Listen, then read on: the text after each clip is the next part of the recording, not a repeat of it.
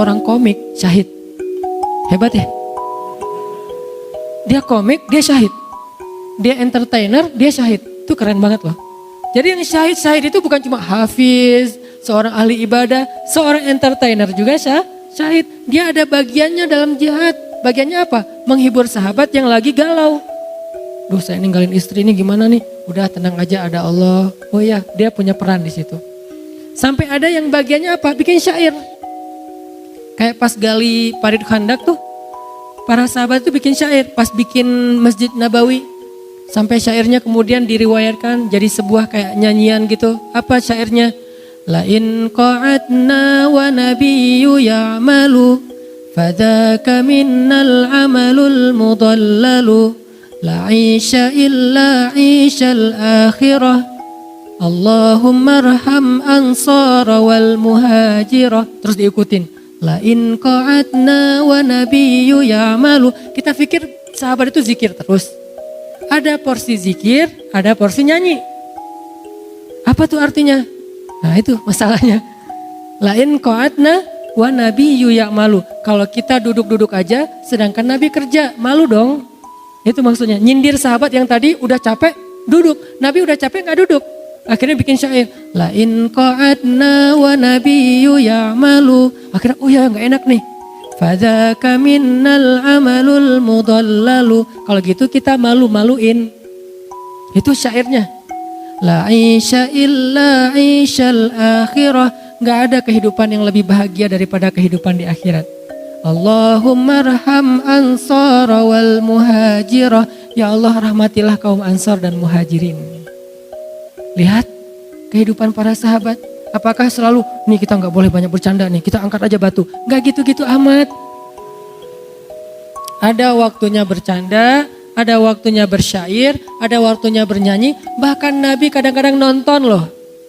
Ini bukan saya bilang boleh ke nonton sembarangan ya. Maksudnya Nabi itu nonton dan nontonnya sama istri lah gitu. Jadi kalau Ustadz nonton gak? Nonton. AAC2C. Maaf ya, gak di endorse. Nontonnya sama siapa? Sama istri. Velvet pula misalnya kalau ada ya berdua gitu. Paling gak enak tuh nonton sendiri loh. Sebelah berpasangan. Kan gak enak banget tuh. Ngelihat, lama-lama jadi wasit. Up, stop. Nabi itu nonton, nanti ada hadis khusus bab itu. Intinya adalah kehidupan Nabi dan sahabat itu sangat proporsional. Malam mereka menjadi rahib, ibadahnya tuh sampai air mata membasahi jenggotnya. Siang mereka menjadi fursan, kesatria, menunggangi kuda. Dan dalam kondisi-kondisi tertentu mereka bercanda dan bermain-main.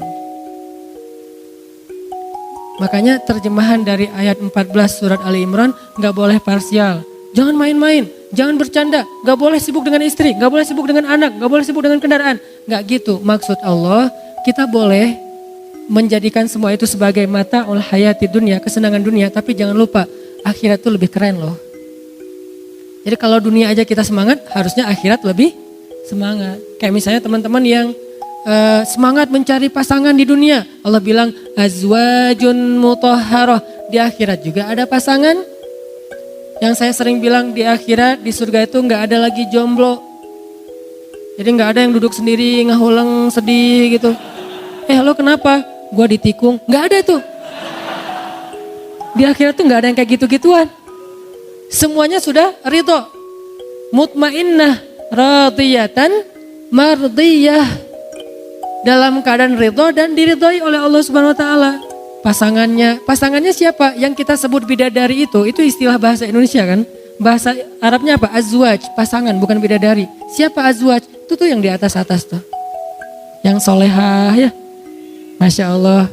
Makmum yang taat sama suami, salat tahajud berdua, suaminya waladhdallin, dia belakang amin. Jadi gak konsen salatnya gitu kan ya. Itu tuh pasangan surga kita. Coba kalau sholat sendiri, waladhdallin, hening, gak ada yang aminin. Pokoknya gak enak aja lah, pokoknya sendiri mah. Maaf ya. Saya udah pernah ngerasain itu selama beberapa tahun, benar emang gak enak sih. Saya tahu pas saya nikah usia 22 tahun. Pas udah saya nikah, saya jadi berpikir, tahu gini saya nikahnya 12 tahun. Gak tahu ternyata luar biasa menikah itu ya.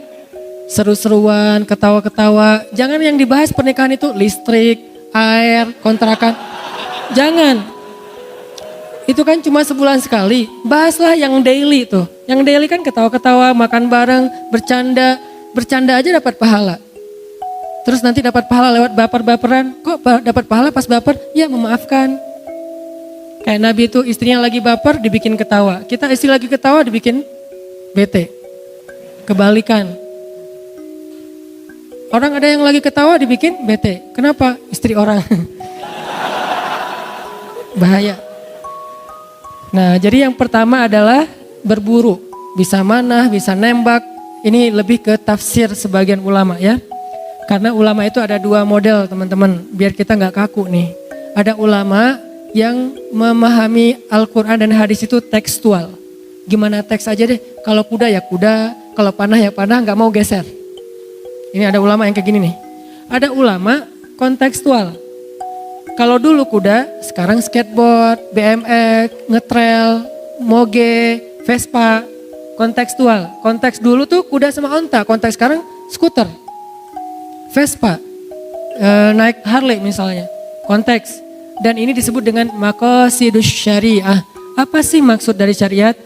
Mesir cenderungnya ke yang kedua nih, modelnya tuh kontekstual, pola pikirnya. Madinah cenderungnya yang pertama, dua-duanya baik. Gak usah saling menyalahkan, terserah kita mana yang paling nyaman kan.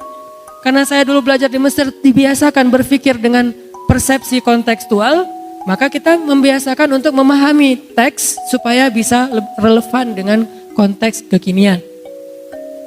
Model berpikir ala Mesir. Tapi kan hadisnya, dan bukan terjadi di Mesir Madinah doang teman-teman. Di zaman sahabat udah ada pola pikir kayak gitu. Ada sahabat yang tekstual, ada sahabat yang kontekstual. Kayak pas Nabi bilang habis perang perang Khandak, Nabi bilang, ayo kita kepung benteng Bani Quraidah.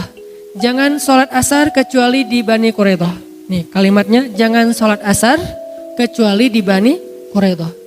Akhirnya sahabat beres perang Khandak, berangkat ke Bani Quraidah. Siapa tuh Bani Quraidah? Orang Yahudi yang berkhianat. Mereka lah yang mengompori orang kafir Quraisy untuk nyerang Madinah. Pengkhianat nih, udah ada perjanjian damai ternyata mereka ingkari. Mereka langgar. Nabi nyuruh kepung Bani Quraidah supaya mereka mau memperbaiki diri. Jangan sholat asar kecuali di Bani Quraidah. Berangkat sahabat. Di tengah jalan, masuk waktu asar. Terjadi perbedaan pendapat. Sebagian bilang, kita sholat dulu yuk. Soalnya ini udah asar nih, daripada ntar sampai maghrib. Kata yang lain, nggak bisa, kan kata Nabi jangan sholat asar sampai ke Bani Quraidah. Kata yang pertama, nggak gitu maksud Nabi. Maksud Nabi buruan berangkat, mudah-mudahan keburu asar di sana. Tapi kalau nggak keburu ya udah asar aja dulu. Kata yang kedua, nggak gitu, pokoknya gimana teks aja. Terjadilah perbedaan pendapat sahabat. Sebagian sholat asar dulu baru lanjut perjalanan, sebagian langsung lanjut perjalanan. Pokoknya meeting pointnya di Bani Quraidah aja. Dari sana akhirnya terbelahlah pendapat ulama secara umum menjadi dua model berpikir. Satu kontekstual, satu lagi tekstual. Dua-duanya baik dan kita harusnya husnuzon kepada dua-duanya. Kalau kepada yang tekstual, husnuzonnya apa? Mereka tuh hati-hati banget takut salah. Keren kan? Kalau yang kontekstual, husnuzonnya apa? Mereka itu ingin Islam itu selalu relevan dan memberi solusi setiap zaman. Itu juga baik.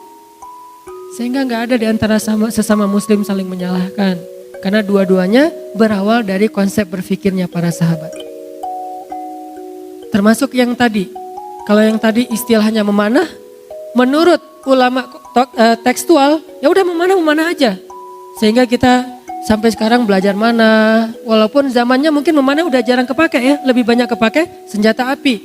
Bagi ulama kontekstual bukan memanah. Manah boleh, pakai senjata api boleh, belajarnya pakai paintball dulu, airsoft gun juga boleh, kontekstual, dua-duanya boleh. Saya cenderung kepada yang kedua, kontekstual. Tapi saya respect sama yang pertama. Tapi menurut saya yang kedua lebih tepat. Yang pertama mungkin dengan pemahaman yang berbeda. Ini maksudnya. Terus yang kedua kata Nabi, main-main tapi berpahala apa? Walaupun gak ada zikrullah tadi, melatih kuda. Bagi ulama tekstual, kuda ya udah kuda aja, jangan ditafsir-tafsirin. Bagi ulama kontekstual, Dulu kuda dan onta, sekarang menjadi kendaraan. Bisa mobil, bisa motor, bisa trail, bisa Vespa, bahkan bisa BMX dengan niatnya untuk kebaikan. Bayangin kita main BMX misalnya untuk supaya selalu fit, olahraga, badannya kebentuk. Itu kan kebaikan kan? Karena mukmin yang kuat lebih disukai Allah daripada mukmin yang lemah. Walaupun dua-duanya baik kata Nabi. Berarti kalau niatnya supaya kuat kan belajar, gak usah yang ngetrik-ngetrik macam-macam, bunny hop aja, itu udah lumayan berat kan. Kalau menurut saya sih lebih berat daripada ngetrik olinya skateboard, karena itu ngangkatnya lebih luar biasa. Langsung seluruh tubuh itu kebentuk, ototnya langsung jadi itu. Berarti kalau niatnya mukmin yang kuat lebih baik daripada mukmin yang lemah, walaupun dua-duanya baik, maka main BMX itu adalah ibadah. Hidup anak BMX ya. Main BMX segala macam termasuk skateboard, longboard, downhill kayak gitu-gitulah. Pokoknya riding aja. Selama niatnya untuk jaga kesehatan, apalagi kalau niatnya untuk berdakwah, apalagi kalau dalam konteks tertentu niatnya untuk membela agama, maka ini menjadi sesuatu yang berpahala. Bahkan malaikat menyaksikan. Kan gak mungkin kita sambil main BMX terus tausiah kan. Mau ngetrik, teman-teman yang dirahmati Allah Subhanahu Wa Taala. Kan gak gitu. Yang namanya main aja udah, gak usah terlalu serius. Nanti ada bagian tausiah di masjid. Kalau main udah aja main. Kayak kemarin saya ke Palu tuh, kita bikin lomba berenang. Saya bilang siapa yang bisa ngalahin saya berenang, wah padahal saya gak jago. Sosok jago aja ngenantang. Siapa yang bisa ngalahin saya berenang ke tengah laut, yang paling jauh saya fallback. Oh siap Ustaz, siap. Akhirnya rame-rame karena pengen di fallback. Berenang tuh. Gayanya apa Ustaz? Bebas. Berenang. Itu benar-benar jauh sampai airnya gelap loh. Dan saya tuh dalam hati saya cuma pokoknya saya gak mau following. Itu doang yang saya pikirin. Jadi motivasi saya gak mau fallback. Padahal biasanya tuh saya paling agak parno ya dengan yang namanya hiu. Kayak pas kemarin saya ke Wellington, New Zealand tuh. Tadinya saya pengen pedal-pedal doang, pencitraan ordai gitu kan. Pedal-pedal doang di pinggir-pinggir gitu sambil mancing. Tapi tiba-tiba lagi jalan ngelihat orca, killer whale ya, paus pembunuh. Itu paus pembunuh pasangan lagi tuh, bikin baper banget itu mah. Killer whale berdua, itu lagi kayak jalan-jalan gitu, kayak window shopping gitu dia. Killer whale lagi window shopping di pinggir pantai. Naik, muncul, tenggelam, naik lagi. Wah killer whale, lebih ngeri daripada hiu, kan lebih cerdas ya. Gak jadi deh pedalnya, gak jadi pencitraan, ya udah longboard aja semampunya gitu. Artinya saya tuh paling parno, tapi gara-gara gak pengen nge-follow saya maksain. Sampai saya buka mata, wah udah gelap gini, terus aja pokoknya jangan sampai saya follow lebih dari satu. Pas sudah sisa satu, udah deh cukup satu aja. Alhamdulillah ada yang berenangnya tuh hampir 500 meter, jauh banget ke tengah laut. Nah ini kan main-main ya, gak mungkin Masya Allah, Subhanallah, Astagfirullahaladzim, kan gak gitu kan. Karena bab zikir ada bab zikir, bab berenang, dan itu bercanda. Wah kalah Ustaz, segala macam. Ustaz gak boleh naik, kan kita udah jauh. Akhirnya gak bisa balik lagi ke perahu, gak kuat lagi. Minta dijemput, yang di perahu usil. Ustaz gak boleh naik ke perahu sebelum fallback kita. Wah Ustaz dikerjain. Ya udah deh saya fallback. Ya Ustaz naik. Sehari aja ya. Tahu gitu gak jadi naik tadi. Bercanda kan. Nah bercanda dalam konteks kayak gitu adalah sesuatu yang diperbolehkan. Seru kan? Main-main, makanya saya punya tagline, banyak main, banyak manfaat. Itu bukan asal ngomong, ada maunya. Ada maksudnya. Jadi bukan sekedar, Ustadz kok banyak main bukannya banyak selawat. Selawat mah gak usah diomong-omongin. Ustadz kok banyak main bukannya banyak tilawah. Tilawah mah mudah-mudahan. Masa saya mau bilang, saya banyak loh tilawah. Kan kegeeran banget ya. Agak-agak norak gitu kan. Karena ada yang lebih banyak tilawahnya. Guru saya tuh anggota dewan tingkat provinsi gitu. Kan sibuk banget. Tapi sehari tilawah beliau 15 juz. Itu bukan orang yang nganggur loh ya. Anggota dewan tingkat provinsi yang sibuk banget. Sehari murojaah hafalan beliau hafiz. Sehari murojaah hafalannya tuh 15 juz. Masa saya mau bilang banyak tilawah sementara saya cuma sejuz. Itu juga kadang-kadang absen gitu. Kan gak enak sama beliau. Banyak tilawah, banyak manfaat. Emang kamu udah tilawah berapa? 1 juz Ustadz. 1 juz banyak. Saya 15 juz. Guru saya di Aceh yang kemarin saya ketemu pas pulang ke Aceh tuh 1 hari 10 juz. Dan itu sudah beliau lakukan lebih dari 15 tahun. 3 hari khatam, 3 hari khatam, 3 hari khatam. Beliau baru boleh ngomong banyak tilawah. Dan saya merasa belum pantas ngomong banyak tilawah. Ya udah yang standar-standar aja deh, banyak main. Karena emang dari dulu senang main. Mudah-mudahan mainnya jadi berpahala. Carilah hadis-hadis supaya melegitimasi permainan. Wah ini ada hadisnya nih, oh catat. Kenapa ntar kalau ada yang menghujat, ini hadisnya nih. Modus ya, cari pembenaran. Yang kedua, melatih kuda. Dulu kuda dan onta, kalau sekarang kendaraan. Terus arti melatihnya apa Ustadz? Ngulik mesin. Menurut sebagian ulama itu mengulik mesin, anak Vespa gitu kan ya. Ngulik-ngulik mesin, kan itu lumayan ngabisin waktu kan ya.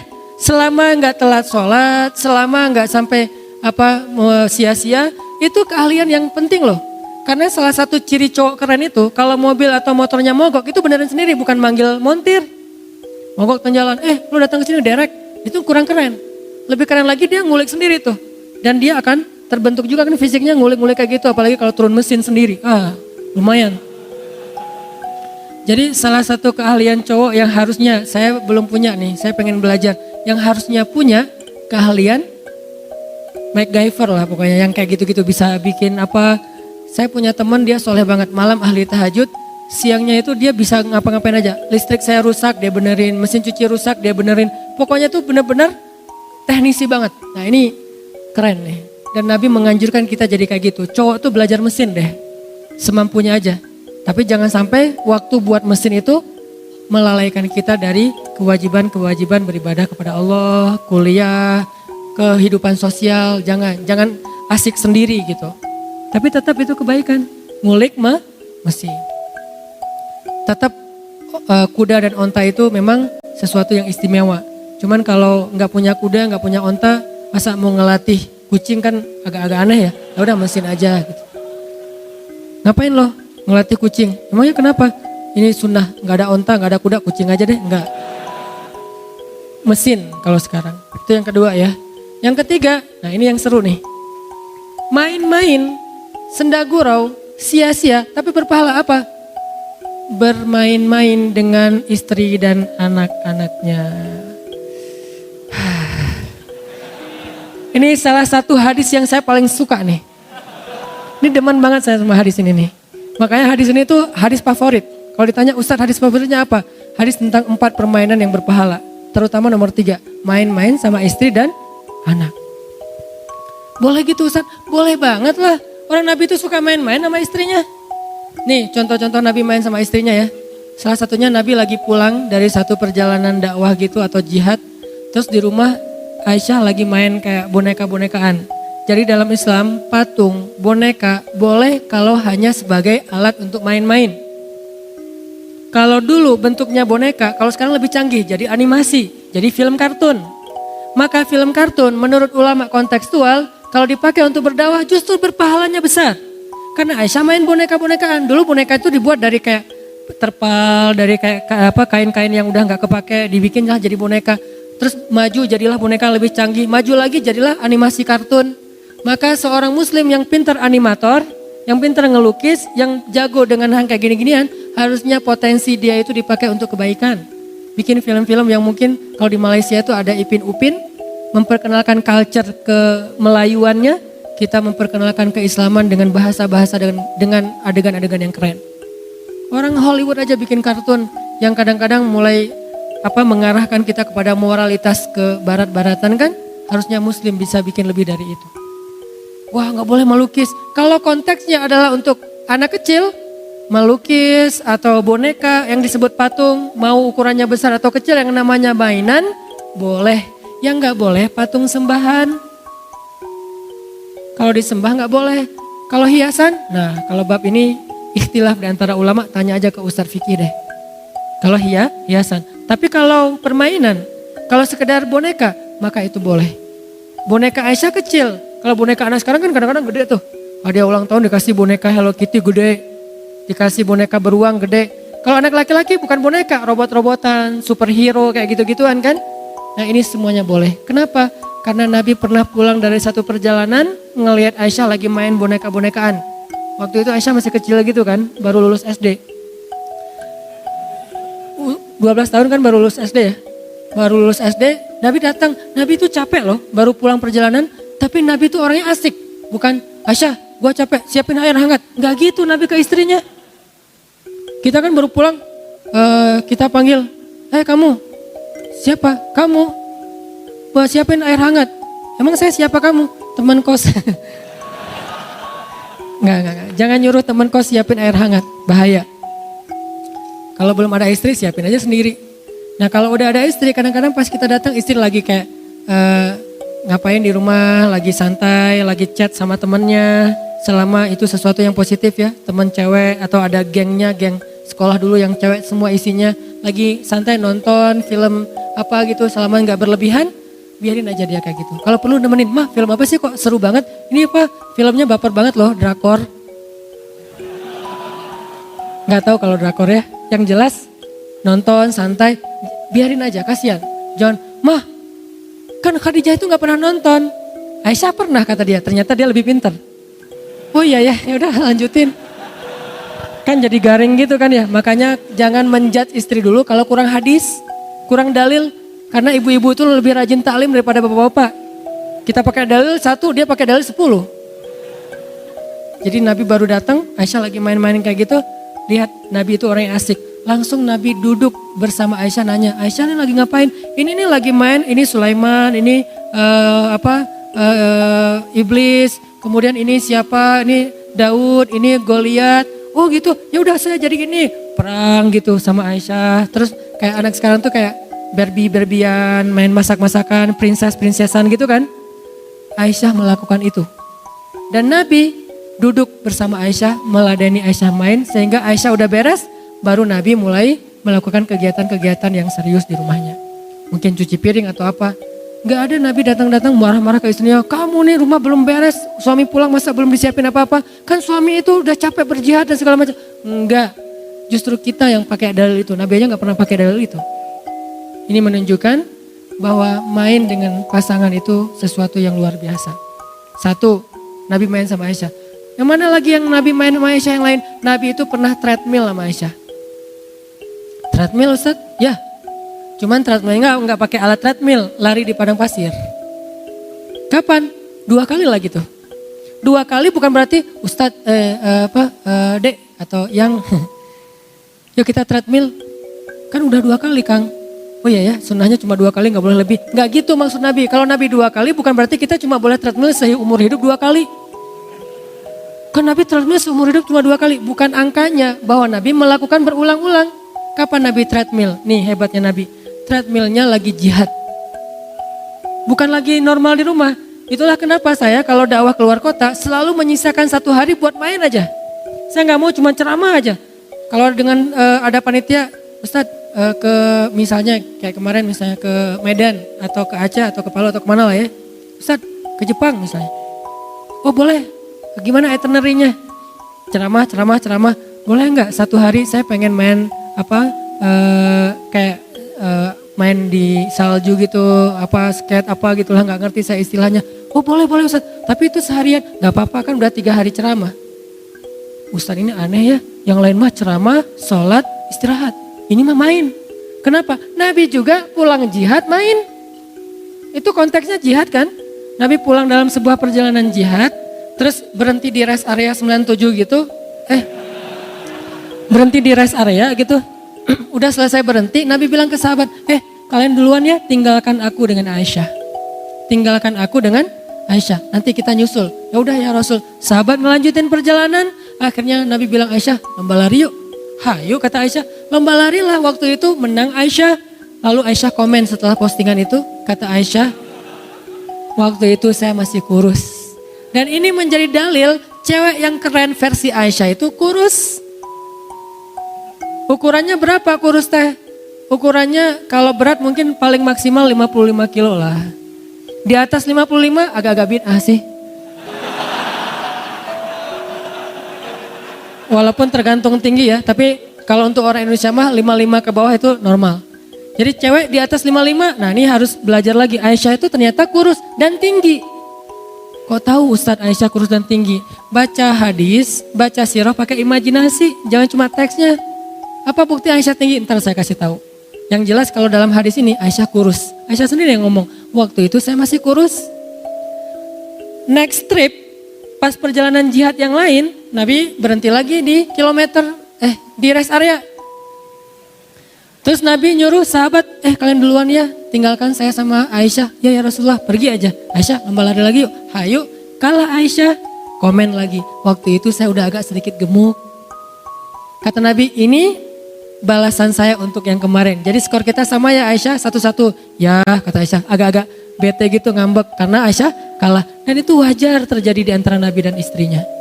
Berarti Nabi itu menyempatkan main ketika sedang berjihad, bukan berdakwah loh. Lebih ngeri daripada dakwah, serius. Jadi kalau ada orang ngomong kok dakwah tapi ada mainnya apa segala macam, kurang baca sirah, bacalah sirah. Islam itu nggak kaku seperti yang kita bayangin. Yuridullahu bikumul yusra. Tapi jangan dimudah-mudahin, karena Allah tuh udah mudahin kita banget. Tanpa kita mudahin, udah banyak kemudahan.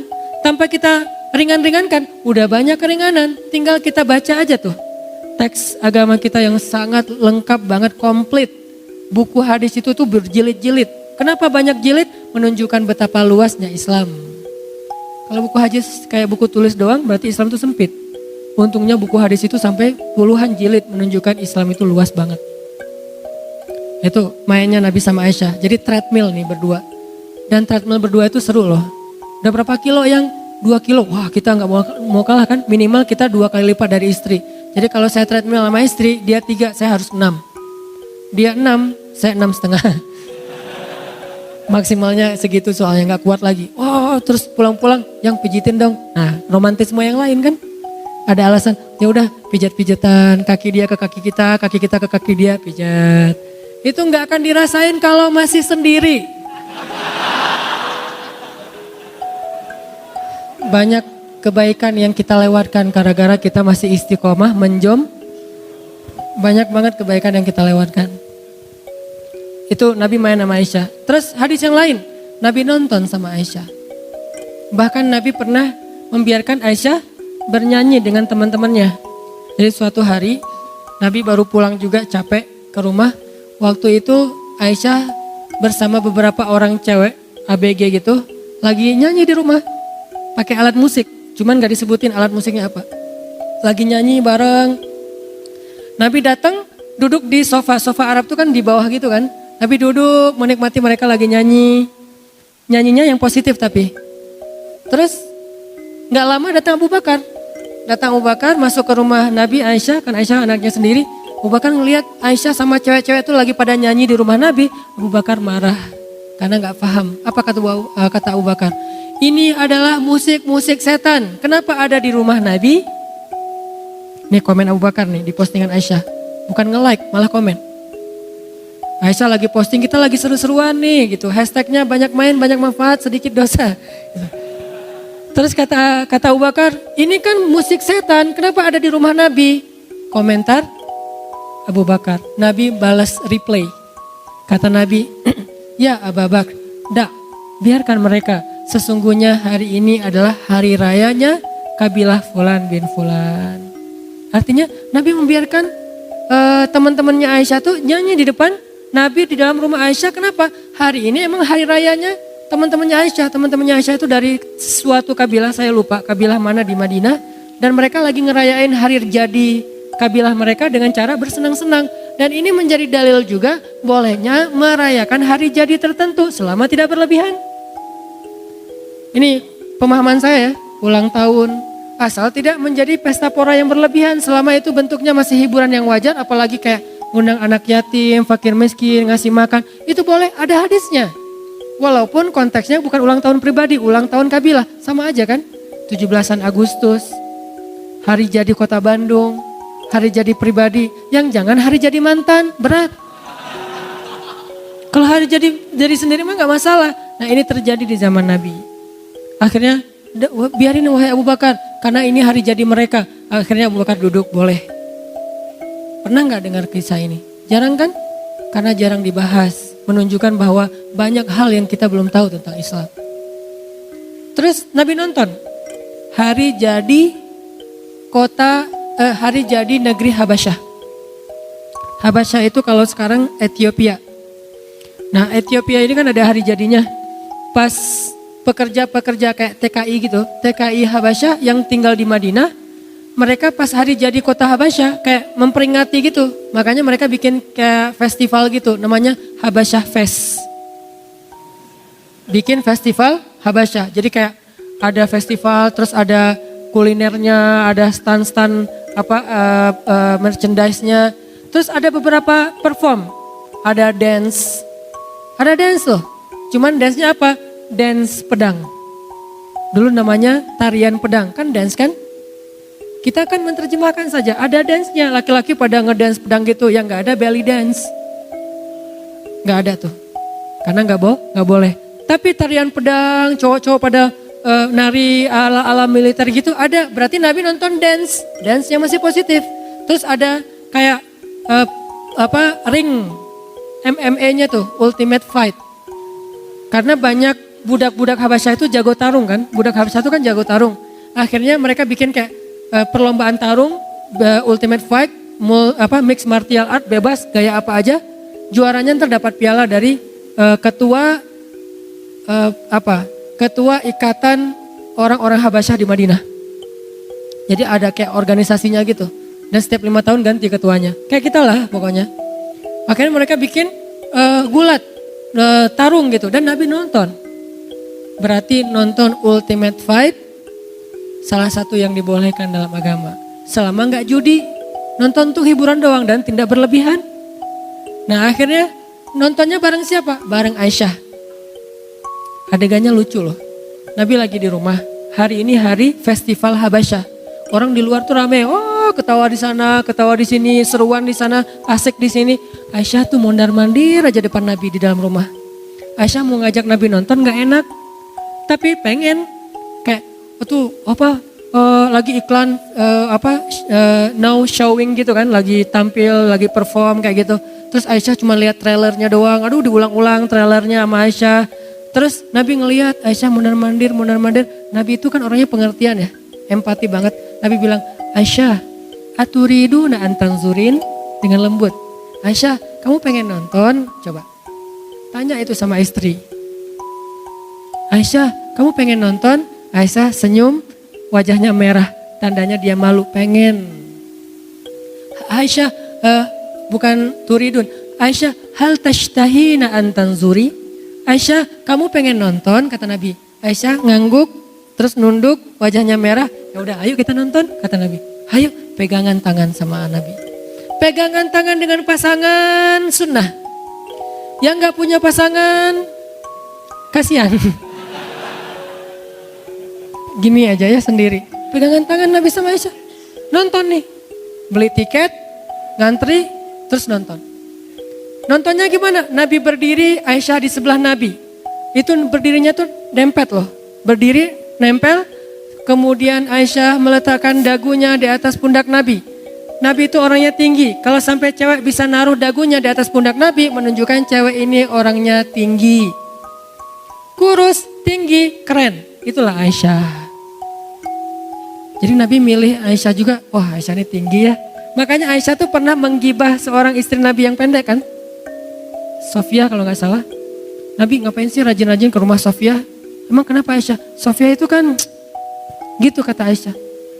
Karena Aisyah cemburu kepada Sofia. Sofia itu kan cuma beda setahun sama Aisyah. Istri Nabi itu semuanya muda kecuali satu. Siapa yang tua? Saudah. Yang lain semuanya muda. Istri Nabi itu muda-muda. Cuman yang perawan cuma satu, Aisyah. Yang lain gak perawan tapi muda. Berapa usia Sofia ketika dinikahi Nabi? 17 tahun. Baru aja lulus SMA. Waktu itu Aisyah umurnya 16 tahun cuma terpaut setahun. Makanya Aisyah tuh paling cemburu berat sama Sofia. Udah cantik, muda pula. Dan orangnya tuh asik gitu, seru. Nabi kalau udah ngobrol sama Sofia bisa lama tuh. Sampai akhirnya Aisyah stalking IG-nya Sofia. Mana hadisnya Aisyah stalking IG-nya Sofia? Diam-diam Sofia lagi posting acara di rumahnya. Jadi Sofia tuh kayak lagi ngundang anak yatim, tasyakuran di rumahnya. Udah gitu foto bareng, selfie bareng ibu-ibu, posting. Aisyah diam-diam melihat. Tapi nggak mau nge-like, takut ketahuan. Nabi tahu Aisyah lagi stalking Sofia. Akhirnya Nabi japri, Aisyah lagi stalking Sofia ya. Akhirnya Aisyah ketahuan malu gitu. Hadisnya gimana sih Ustadz? Hadisnya Aisyah pas lagi Sofia bikin acara di rumahnya, diam-diam datang ke sana pakai cadar biar nggak ketahuan. Stalking kan? Datang pakai cadar, jalan. Yang mana sih yang Sofia itu? Penasaran gua, kok Nabi betah banget di rumah dia. Orangnya gimana sih? Datang pakai cadar.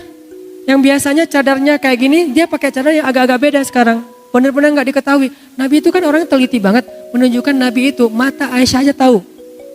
Hati-hati pakai cadar kalau baru nikah, ntar ketukar. Suaminya nggak hafal gitu kan, mama bukan, saya masih jomblo gitu. Nih buat yang cadaran ya. Saya respect sama yang cadaran, tapi saya menganut mazhab yang tidak cadaran. Istri saya tidak ada yang cadaran. Tidak cadaran. Tidak cadaran. Teliti banget sih. Nah Aisyah pakai cadar datang ke rumah Sofia. Duduk aja di pojok. Jadi Aisyah tuh mojok gitu. Yang lain pada ketawa-ketawa, Aisyah giniin aja. Nabi dari kejauhan ngeliat, oh Aisyah. Pas Aisyah udah beres acara, Aisyah pulang sendiri kan. Dikejar sama Nabi. Aisyah, kata Nabi, hah ketahuan? Kok tahu? Ya tahulah istri saya, kata Nabi kan ya. Kamu kan matanya khas, mata bidadari gitu. Wah gitu. Hurul Ain. Istilah bahasa Arabnya bidadari apa? Hurul Ain. Yang matanya besar dan bulu matanya lentik. Yang matanya itu hitamnya hitam banget, putihnya putih banget, bersih, lentik. Dan keren banget, alisnya itu bertaut dan kayak pedang. Aisyah kayak gitu. Kalau kita kan dibentuk dulu, dikikir, terus kayak ditatoin gitu ya biar lurus gitu. Lama-lama kok jadi kayak balok ya lurus kayak gini ya. Kalau Aisyah itu dari sononya udah kayak gitu, udah keren. Makanya Nabi pas ngeliat, oh ini Aisyah nih. Dikejar sama Nabi, Aisyah gitu kata Nabi. Aku tahu, akhirnya jalan berdua pulang nih. Sepanjang jalan, Nabi itu kan orangnya asik ya. Asik diajak chat, ngobrol Nabi sama Aisyah. Kata Nabi, kata Aisyah, ya Rasul, kata Aisyah. Apaan sayang, kata Nabi. Kalau misalnya Nabi jadi penggembala ternak, penggembala domba, terus ada 2 padang rumput, yang satu udah pernah dipakai orang, yang satu lagi belum pernah. Kira-kira Nabi mau menggembala domba di mana? Kata Aisyah. Aisyah menjebak nih. Nabi itu orangnya cerdas. Ya yang belum pernah dipakai lah, itu yang paling gua suka nih, padang rumput yang masih bagus, masih rimbun, masih belum pernah ada yang pakai di sana untuk menggembala. Kata Aisyah. Oh gitu. Ya. Nabi ngerti kan? Ngertilah kata Nabi. Maksudnya apa? Satu-satunya istri Nabi yang perawan cuma Aisyah. Aisyah lagi nyindir. Nabi orangnya pengertian, cerdas. Kalau kita kayak gitu, ya tergantung sih. Bete kan istri kita? Kurang cerdas. Gimana masakan aku? Ya kurang garam sih mah. Terlalu jujur. Bilang aja, mah. Papa itu udah sering makan di restoran, tapi ini lebih enak loh dari semua restoran. Si istrinya kan gitu kan ya. Walaupun habis itu, mah ada garam. Gombal-gombal dikit lah.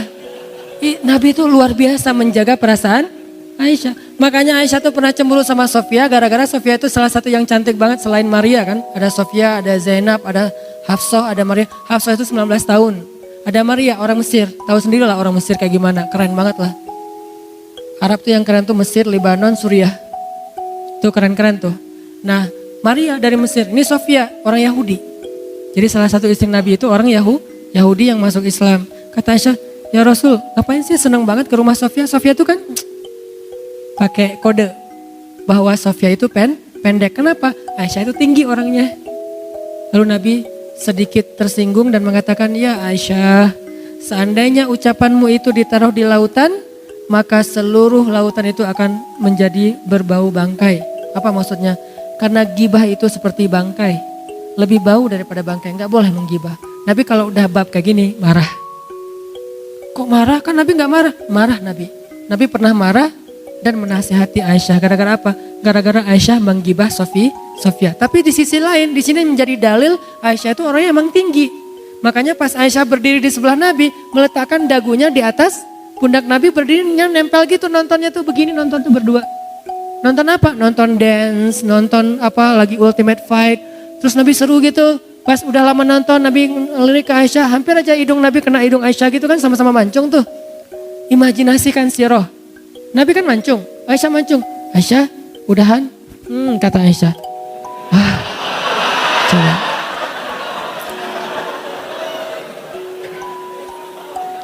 Belum pernah kan kayak gitu? Saya kalau nonton suka gitu. Keluar dulu yuk. Kan belum selesai, ini lagi kayak klimaksnya tuh lagi adegan paling seru, apalagi film-film thriller gitu yang pembunuhan. Oh ya udah. Terus kalau yang horor-horor pembunuhan gitu kan itu paling lebih seru lagi nontonnya. Takut.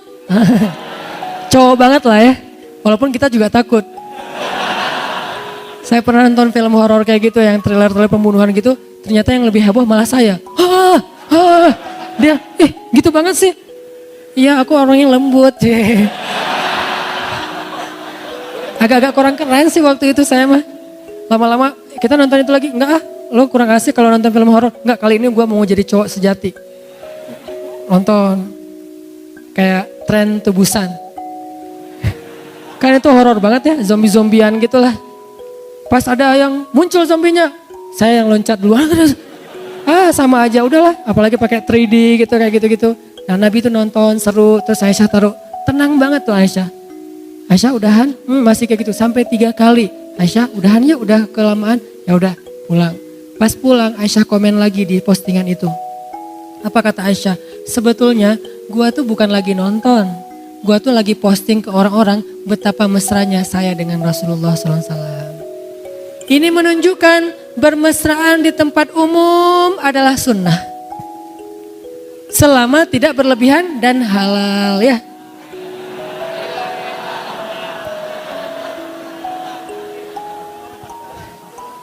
Coba lihat Islam ternyata ada yang kayak gini-gini juga tuh. Belum lagi nanti hadis-hadis tentang Nabi dan Aisyah yang lain tuh banyak banget loh.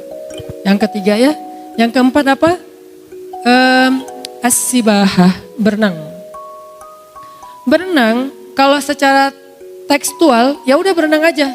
Kalau saya melihatnya secara kontekstual, dulu namanya berenang, sekarang bisa free dive, bisa diving, bisa snorkeling, bisa cliff dive, loncat dari tebing gitu kan. Apalagi kalau habis diputusin tuh pas banget tuh.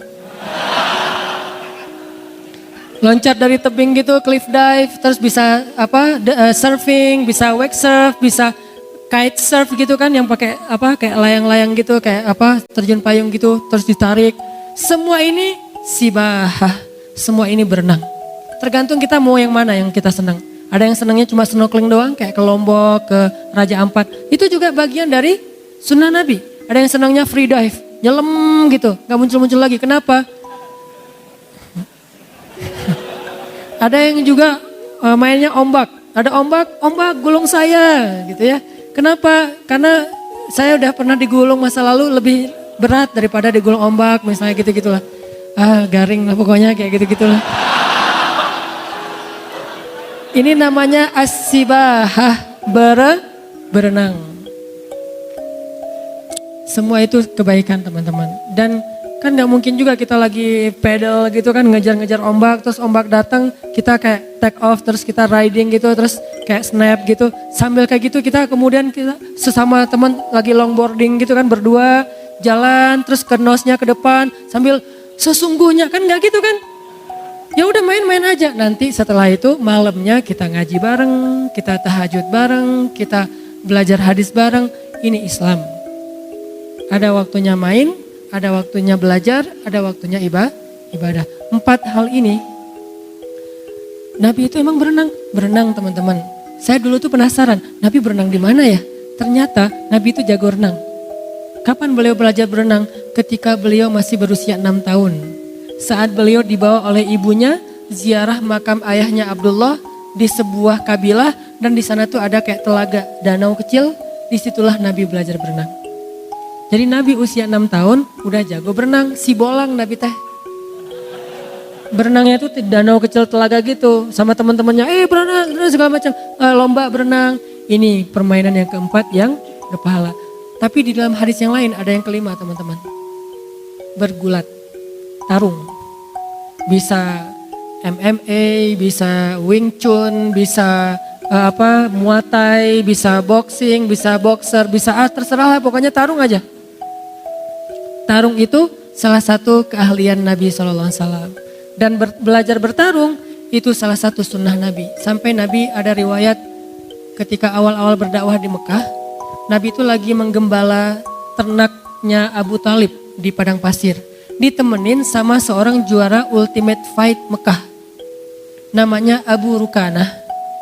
Abu Rukanah itu pemegang sabuk, banyak sabuk emas tuh. Dan gak ada yang ngalahin. Selama ini rekor dia itu menang KO semuanya, nggak ada yang kalah sekalipun. Abu Rukanah namanya. Julukan ya, bukan Abu itu bukan orang tua ya, itu orang gaya orang Arab.